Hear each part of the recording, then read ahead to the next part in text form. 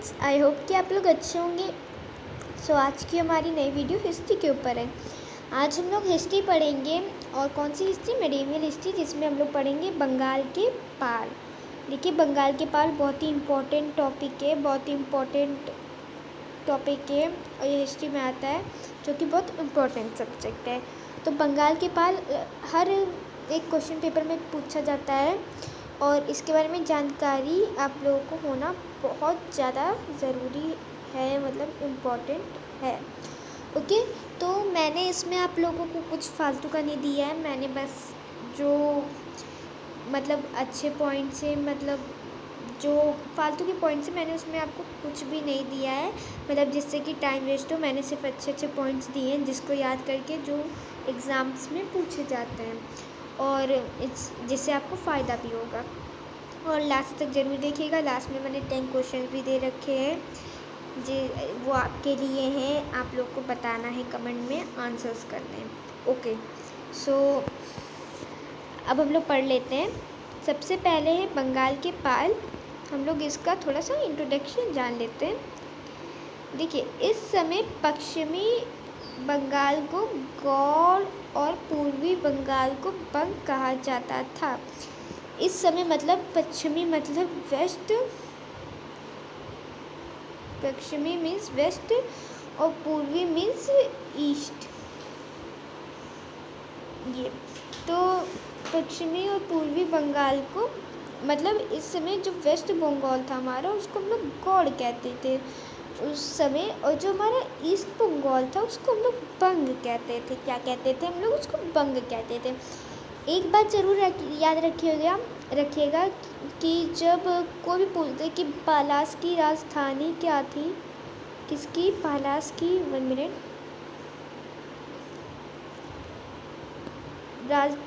Capital of पालास। तो आप लोग को आंसर कभी भी ये नहीं देना है कि वो बंग थी। आप लोग को आंसर हमेशा देना है कि वो गौड़ थी। इससे पहले मैंने गुर्जर प्रतिहाराज की वीडियो डाली थी, उसमें मैंने आप लोग को समझाया था कि गुर्जर प्रतिहाराज ने क्या उनके महान काम थे जो वो करके गए थे। तो जिसने भी नहीं देखा वो जल्द से जल्द देख ले। अब हम लोग अपने राजा की तरफ आते हैं, जिनका टाइम पीरियड था 750 से 770 ईस्वी तक। ईस्वी को एडी कहते हैं। ओके, गोपाल को ही बंगाल के पाल वंश का संस्थापक माना जाता है। गोपाल को ही बंगाल के पाल वंश का संस्थापक माना जाता है। कोई पूछते कि बंगाल के पाल का संस्थापक किसे बोला जाता है, तो आंसर होगा गोपाल। तिब्बती लामा तारानाथ के अनुसार गोपाल ने ओदंतपुरी के प्रसिद्ध बौद्ध विहार का निर्माण कराया। मतलब कि गोवा, अब ओदनपुरी तो एक जगह है, अब ये कहाँ पड़ती है ये लोग आप कमेंट में बताइएगा। तो जो ओदनपुरी का प्रसिद्ध बौद्ध विहार आज भी है, बौद्ध विहार मीन्स तो आप लोग सब लोग जानते होंगे, और जिसको नहीं पता मैं बता दूं कि बौद्ध विहार उसको कहते हैं जहाँ पर बौद्ध लोग अपना स्थान करते हैं, जिनका निवास स्थान होता है, जहाँ पर वो लोग रहते हैं, उसको बौद्ध विहार कहते हैं। ओके, सो ओदनपुरी जहाँ पर एक जगह है, वहाँ पर उसने बौद्ध विहार का निर्माण कराया था। ओदंतपुरी आधुनिक बिहार शरीफ के पास स्थित है। ये मिल गया ना। ओदंतपुरी अभी, आधुनिक मतलब मॉडर्न, आधुनिक मतलब मॉडर्न, अभी कहाँ स्थित है? ये बिहार शरीफ के पास स्थित है। मिल गया ना। अब चलिए हम लोग पढ़ते हैं अपने नेक्स्ट राजा के बारे में, जिनका नाम है धर्मपाल, 770 से 810। ये बहुत ही महान राजा हुए हैं, ऐसा माना जाता है, और ये बहुत ही महान राजा हुए हैं और इनके काम भी बड़े अच्छे हुए थे। चलिए पढ़ लेते हैं इनके क्या काम अच्छे हुए थे। धर्मपाल त्रिपक्षीय संघर्ष में हिस्सा लेने वाले प्रथम पाल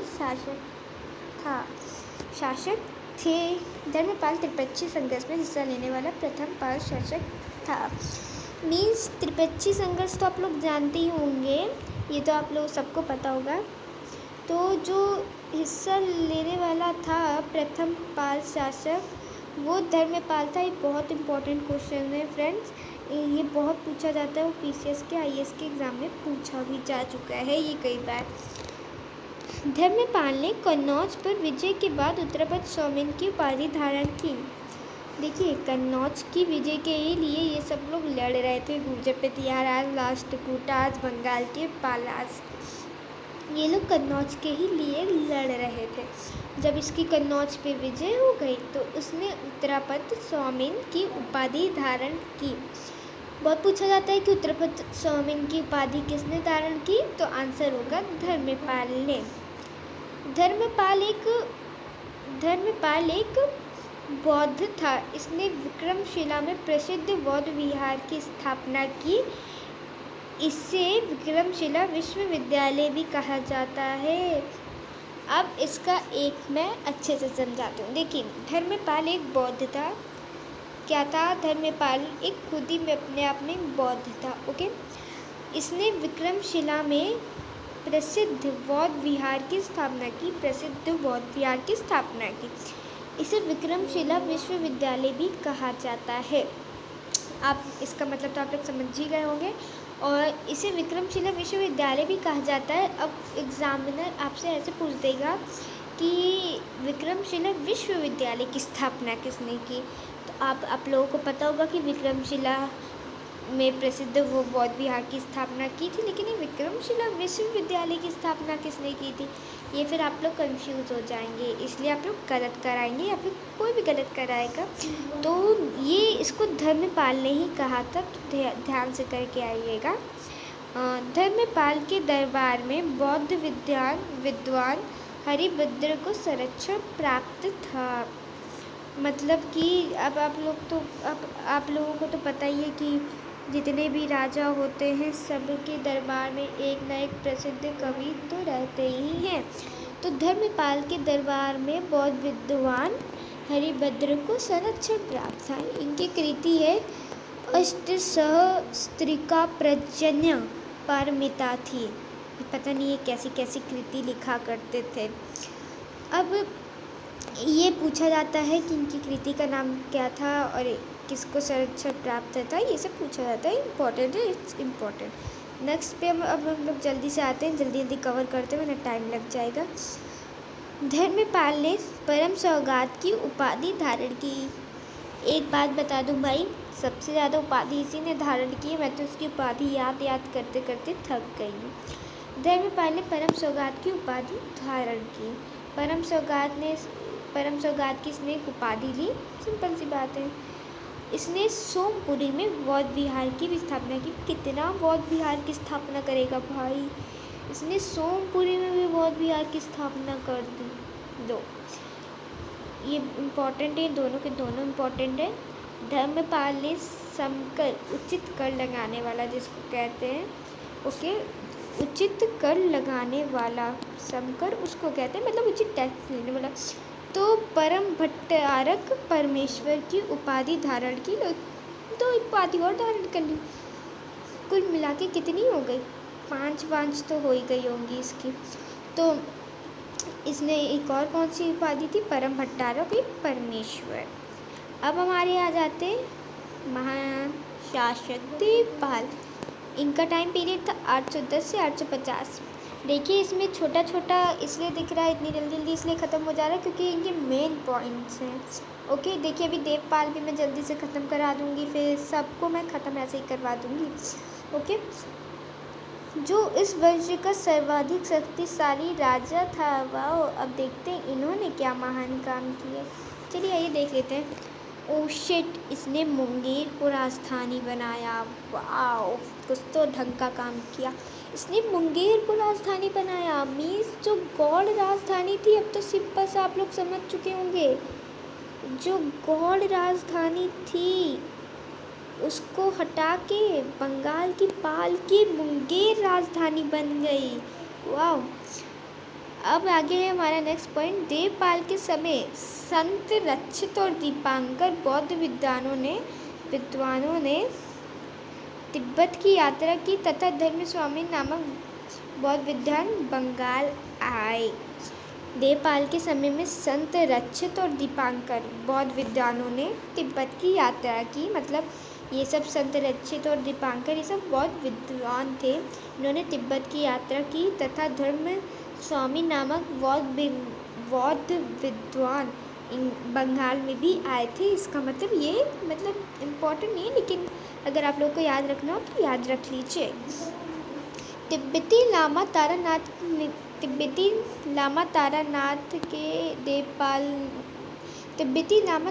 ने देवपाल को बौद्ध धर्म का पुनर्संस्थापक कहा। बौद्ध धर्म का पुनर्संस्थापक कहा जाता है भाई, याद कर लो, बहुत इम्पोर्टेंट है। बौद्ध धर्म का पुनर्संस्थापक किसे कहा जाता है, तो वो है देवपाल जी। अब समझिए इनको महान राजा क्यों बोला जाता है, लेकिन इनसे ज़्यादा महान राजा धर्मपाल बैठे हुए हैं जिनका कोई मुकाबला नहीं कर सका है इस वंश में। तो बौद्ध धर्म का पुनर्संस्थापक कहा जाता है। अब नेक्स्ट है हमारे महिपाल प्रथम भैया, 998 से 1038 AD। ओके, सो महिपाल प्रथम को पाल वंश का द्वितीय संस्थापक माना जाता है। इतने संस्थापक ये लोग क्यों रखते हैं भाई, पहला याद कर लो और आखिरी याद कर लो। ओके, सो महिपाल प्रथम को पाल वंश का द्वितीय संस्थापक माना जाता है। महिपाल के समय की महत्वपूर्ण घटना है चोल शासक राजेंद्र द्वारा 1021 to 23 AD के बीच उसके राज्य पर आक्रमण करना, जिसमें महिपाल पराजित हुआ। महिपाल के समय की महत्वपूर्ण घटना यह है कि एक चोल का शासक था राजेंद्र, उसने 1021 से 23 के AD के बीच में उसके राज्य पर आक्रमण किया और महिपाल पराजित हुआ, उसका राज्य उसके हाथ में आ गया। बस इसके बाद है Rampal 1077 to 1120 AD। Okay, Rampal ने मुंगेर में गंगा नदी में डूबकर आत्महत्या कर ली थी। तो भाई ये तो पहली इंसान हो गए जो पहले आके आत्महत्या करी। लेकिन एक बात याद रख लो भाई और बहनों, ये क्वेश्चन बहुत इम्पोर्टेंट है। पाल वंश का ऐसा कौन सा पाल वंश का शासक था जिसने मुंगेर में गंगा नदी में डूबकर आत्महत्या कर ली थी? स्टार मान लो भाई, बहुत इम्पोर्टेंट है, बहुत ज़्यादा PCS के एग्ज़ाम में पूछा जा चुका है। ओके, अब नेक्स्ट पे आते हैं हम लोग।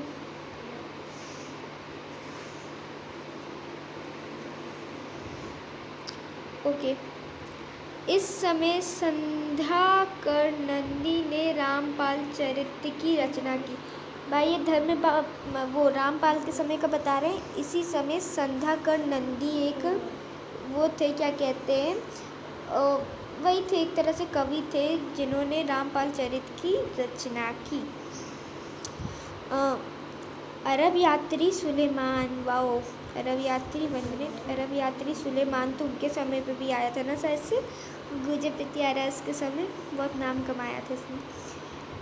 अपने यात्रा विवरण में पाल साम्राज्य का रूमा के रूप में उल्लेख किया है। लो भाई ये भी समझ लो, अरब यात्री सुलेमान था जिसने अपनी यात्रा में विवरण में पाल साम्राज्य का रूमा के रूप में उल्लेख किया है। अब है मदन पाल।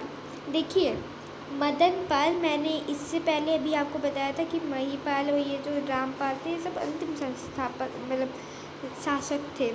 तो यहाँ पर लिखा हुआ है मदन पाल संभवतः पाल वंश का अंतिम शासक था।